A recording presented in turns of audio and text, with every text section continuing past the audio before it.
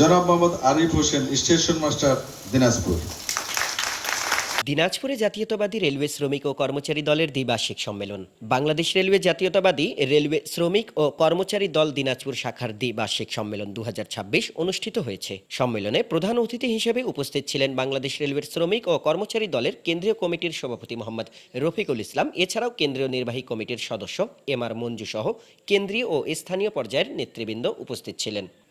সম্মেলনে সংগঠনকে আরও শক্তিশালী ও গতিশীল করা, রেলওয়ের শ্রমিক কর্মচারীদের অধিকার রক্ষা এবং তাদের ন্যায্য দাবি দাওয়া আদায়ে ঐক্যবদ্ধভাবে কাজ করার উপর গুরুত্বারোপ করেন বক্তারা বলেন, রেলওয়ের শ্রমিক ও কর্মচারীদের স্বার্থ সংরক্ষণে নেতাকর্মীদের ঐক্যবদ্ধ থাকতে হবে। একই সঙ্গে শ্রমিক কর্মচারীদের বিভিন্ন সমস্যা ও দাবি সংশ্লিষ্ট কর্তৃপক্ষের কাছে তুলে ধরে তা বাস্তবায়নে কার্যকর ভূমিকা রাখতে হবে।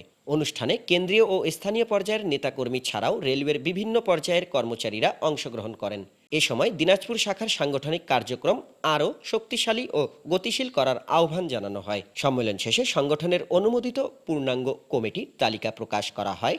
এতে সভাপতি, সাধারণ সম্পাদক সহ বিভিন্ন পদে দায়িত্বপ্রাপ্ত নেতা এবং কার্যকরী সদস্যদের অন্তর্ভুক্ত করা হয়েছে। দ্বিবার্ষিক সম্মেলনকে ঘিরে দিনাজপুর শাখার নেতাকর্মীদের মধ্যে উৎসবমুখর পরিবেশ সৃষ্টি হয়েছে। নতুন নেতৃত্বের মাধ্যমে রেলওয়ে শ্রমিক ও কর্মচারীদের অধিকার ও ন্যায্য দাবি আদায়ে সংগঠনটি আরও স্বয়ংক্রিয় ভূমিকা রাখবে বলে প্রত্যাশা করেন উপস্থিত নেতৃবৃন্দ। Hussain Rajib, rail news.